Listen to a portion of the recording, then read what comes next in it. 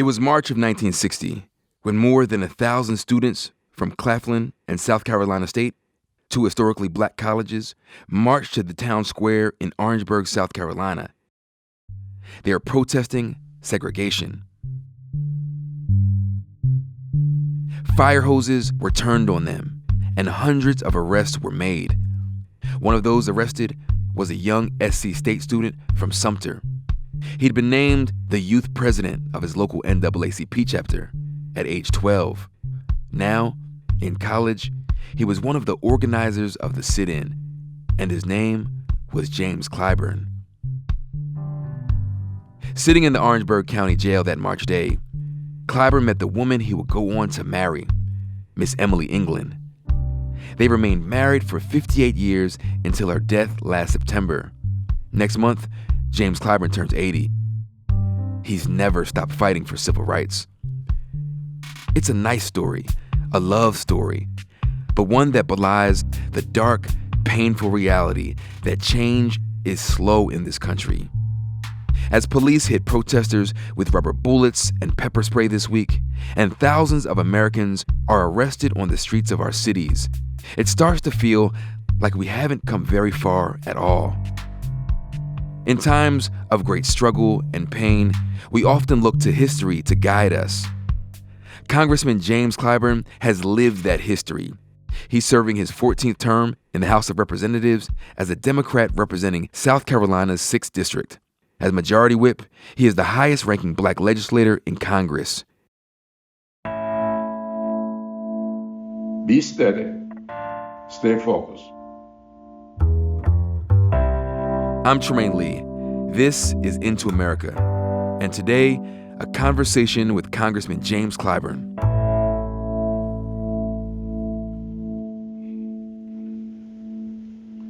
So we're in a time of great tumult right now, which reminds a lot of people of far-off times, long-ago days. And it reminds people of what we've seen in the South play out through the Civil Rights era. What was it like for you growing up in Sumter, South Carolina? Sumter is the birthplace of the White Citizens Council. The first time the NAACP was really attacked in the state was a case in Sumter, South Carolina, a local lawyer trying to break the back of the NAACP. So I know a whole lot about that background here. You got your start with the NAACP, but what was your initial impulse to get politically active? Was it some of these same issues that we saw playing out? Yes. The reason I got involved in the NAACP at 12 years old is because of what was going on in the county next to me, Clarendon County. Brown v. Board of Education started out in Clarendon County, South Carolina, 23 miles where I was born and raised. And so remember, Brown v. Board of Education was 5 cases, one of which is in South Carolina. Another one was in Delaware. That's how I got to know Joe Biden so well. And we used to interact a lot over those kinds of issues. This incident, though, in Minneapolis, really brought back a lot of memories to me. You know, the Emmett Till case was something that really sort of rocked the nation. The bombing of those children there in Birmingham, Alabama, all of that. This was much like that.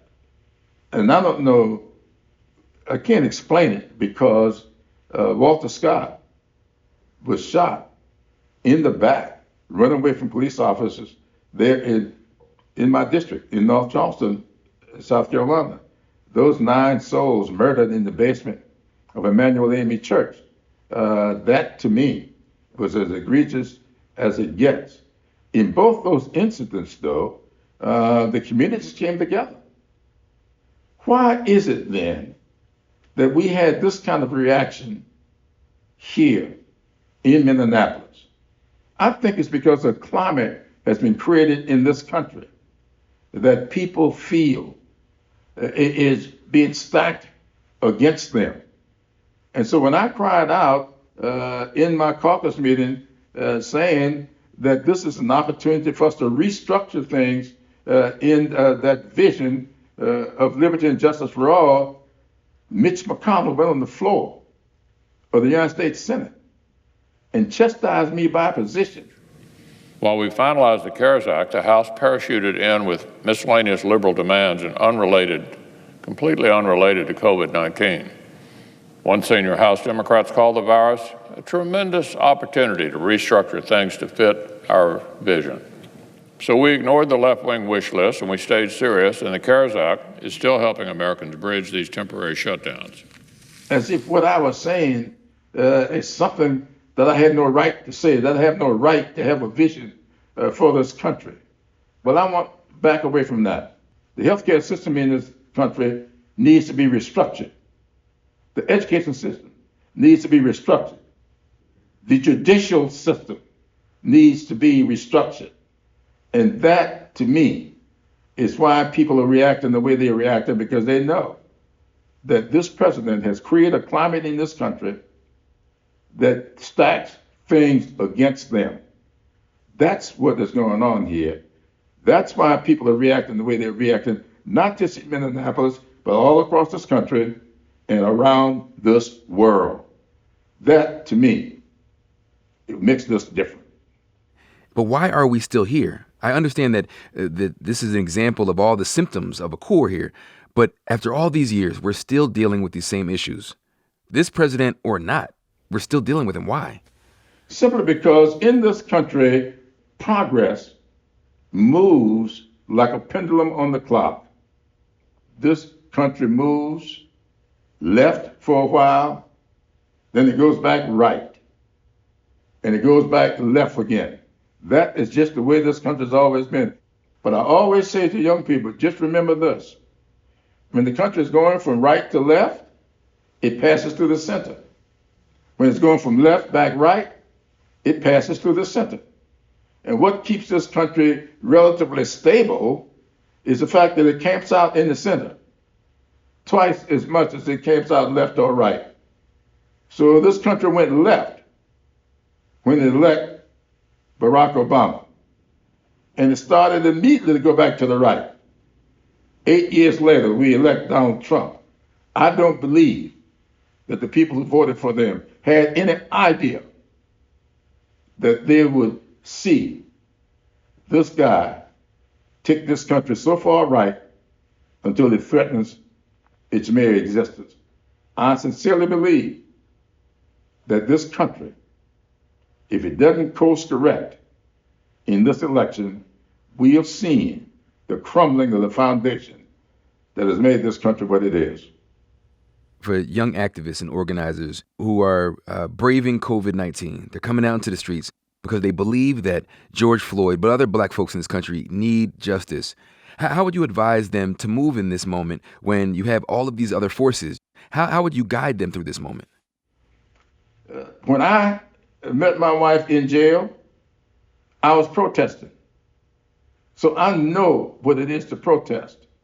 But I also know, and John Lewis and I talked about it a whole lot, that the student movement that we started together, SNCC, Student Nonviolent Coordinating Committee, both of us were founding members of that. I also know that they got hijacked. It got taken away from us. It got infiltrated. And that's what's happening to these protesters. These protesters are being hijacked by people who got no interest in seeing a resolution to these issues. And we have got to be careful about that. Yes, protest peaceably, but don't play into their hands. And that's what Trump is trying to get them to do. One thing I learned playing sports, I played baseball, football growing up, and I learned if your opponent gets you to play in his or her game on his or her court, they win. Violence is not our game. That's Trump's game. Insults, that's Trump's game. That's not our game. Let's don't play that game. I think I said, I met my wife in jail, and I'll never forget that night walking back to the campus. that night after I was bailed out of jail. We talked. This is my first time really meeting her, but I didn't know that she this was part of her design. She knew what she was doing. I didn't know what she was doing. We ended up getting married and stayed married for 58 years. Wow. But we talked that night about what it is we were against. We decided that night we were on the wrong target, that we needed to refocus. And we did. And we won. You know what's right, and you know what's wrong. So do what's right and reject the wrong. You talk about this idea of the political pendulum swinging, and we find ourselves again in this moment of fire and rage and anger. And you've come up through the civil rights era, but were there missed opportunities or missteps? Is there any way that we could have avoided still being here? Even after all the great change, the leaps that we made, we're still in this place where many young people would look at what's happening and say, the system simply doesn't care about Black life. Like that America might enjoy Black culture, but not Black people. Was there a moment that we missed in the past? No, I don't think so. There were moments when we were challenged. There are moments that we're still being challenged.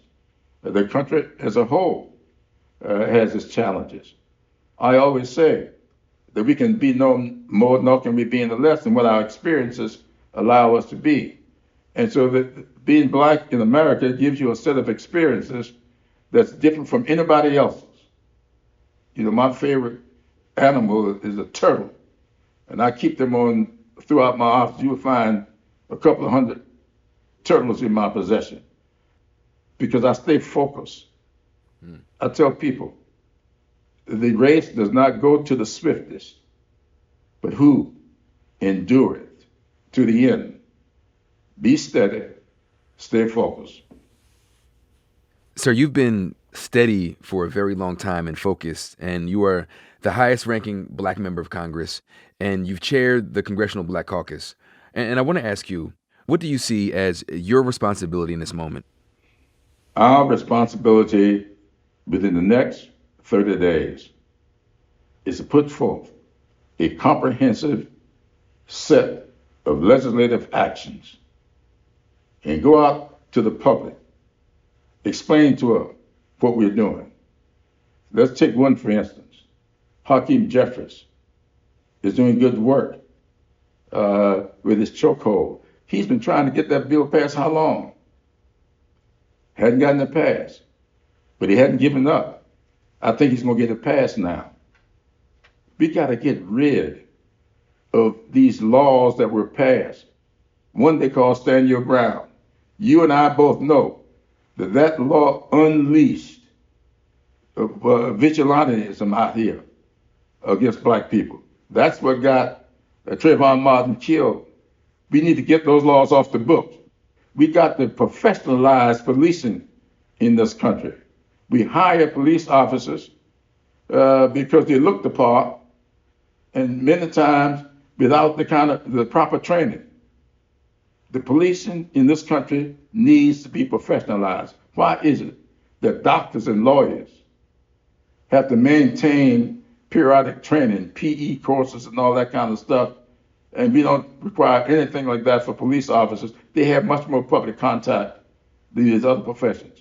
That is going to be part of a comprehensive piece of legislation that we're going to put out here by the end of the month.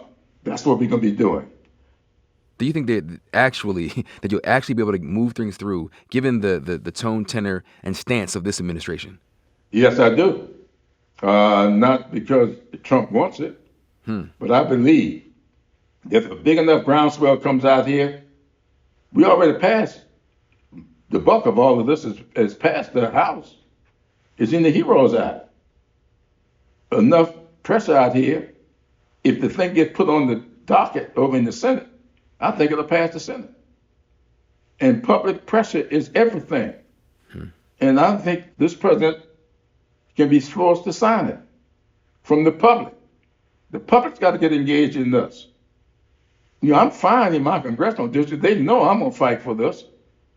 But then we got to get other people fighting for this as well in other congressional districts all over this country and in other states. So I think, yes, it can get done.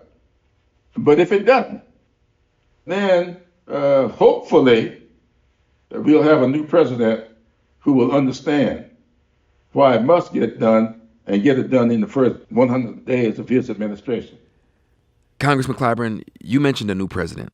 And after the break, I want to talk to you a little bit about the man who is running to beat President Trump this fall, Joe Biden. Stick with us.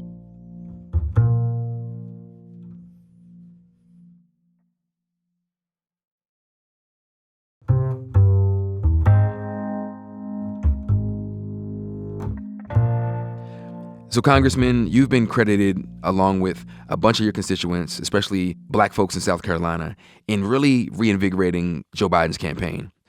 But when you have the lethality of COVID-19, you have the unrest and all the police violence, does Joe Biden, does he owe a specific debt, a specific responsibility to black folks to rectify whatever we're seeing right now? Yes. There we go. Yes. is there anything you will that take any nudging? Obviously, that's your guy. But what do you think he will do that's been different than past presidents?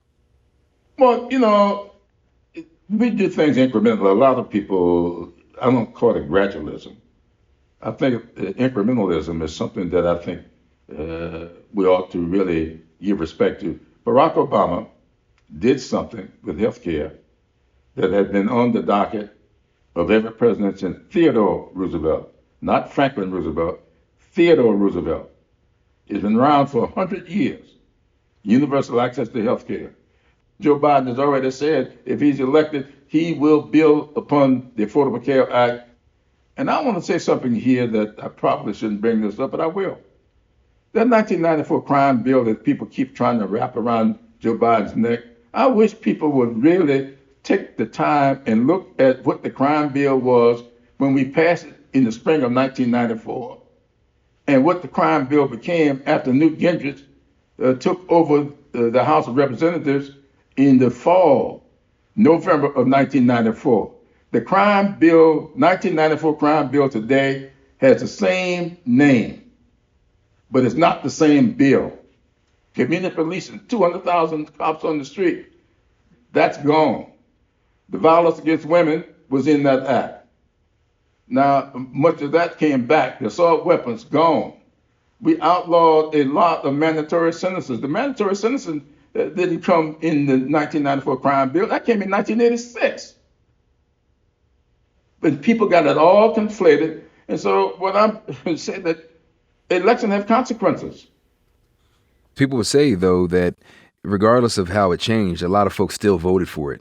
And it had such damage to the black community. Is your contention that you tried your best and that's politics? I know what people say. And all I'm saying to you, they do not have it as right as they think. That crime bill got changed time and time again. That's all I'm saying. Gotcha. There have been a lot of progressives calling for Joe Biden to tap a black woman as VP. A lot of pressure. And the moment we find ourselves in now, should that figure in his calculation at all, given that black folks are crying out for not just leadership, but serious change? Oh, I think I've heard that Val Demings is being vetted. I've heard that Kamala Harris is being vetted. Someone told me Susan Rice is being vetted. Well, you would know, right? Because you're on the inside, right? You would know, no, right? No, I wouldn't. No. You wouldn't know? No, I have no idea. I just know what I've been told. I'm not inside the campaign. I have a pretty big job in the House of Representatives. So I'm letting Biden and the professionals run the campaign. I'm staying out of the campaign. I'm going to do my job. I did my job in the South Carolina primary and on Super Tuesday. I've turned it over to them. Let them go ahead and do their job. Hopefully, my friends like Cedric Richmond and Marcus Mason will make sure that I don't get disappointed. Do you think white America wants the change that black America is calling for? There is a big segment of white America that's for this change. If you don't believe it, look at the results of the South Carolina primary back on February 29th, and look at the voting patterns, you will see that in white suburbs that have not been voting in the Democratic primary in recent years voted overwhelmingly in that primary for Biden. Now, everybody looked at my endorsement and black folks' participation, but I've looked beyond that, and I see some voting patterns, and I know why Jamie Harrison is running so well against Lindsey Graham. And that's why you will never hear me say that Trump is playing to his base. I always say there is an element in his base that he's playing to. There are a lot of people in his base that are walking away. I want to ask you this, not as Rep. Clyburn, but as Mr. Clyburn, as a black man who's seen a lot over the years. In this moment, are you hopeful for the future and what comes next? Are you scared of what could be next? Yes, I am hopeful. Yes, I am afraid. I actually am. I am fearful for the future of this country. I am hopeful that we will not allow this one man who has very low regards for the constitutional principles on which this country was built, who seem to be devoid of any compassion for other people. Hopefully, we will not allow that to be the future of this country. The electorate got fooled once. Now that's on him. But if we get fooled twice, that's going to be on us. What advice would you give to America right now? I would say to this country, look at what Alexis de Tocqueville said to us as a country back in 1835, 36, when he wrote his 2-volume book on the greatness of this country. Alexis de Tocqueville said, America's greatness is not that it is more enlightened than any other nation, but rather because it has always been able to repair its faults. This pandemic, this murder of George Floyd have pulled back the curtain on some faults that exist in this country. Let's get to work and repair those faults. Let's repair our healthcare system, our educational system, our judicial system. And I believe if we do, we shall overcome. Mr. Clyburn, I want to thank you so much. You obviously are a giant among men, and we appreciate your time. Thank you so much. We really appreciate it. Thank you for having me.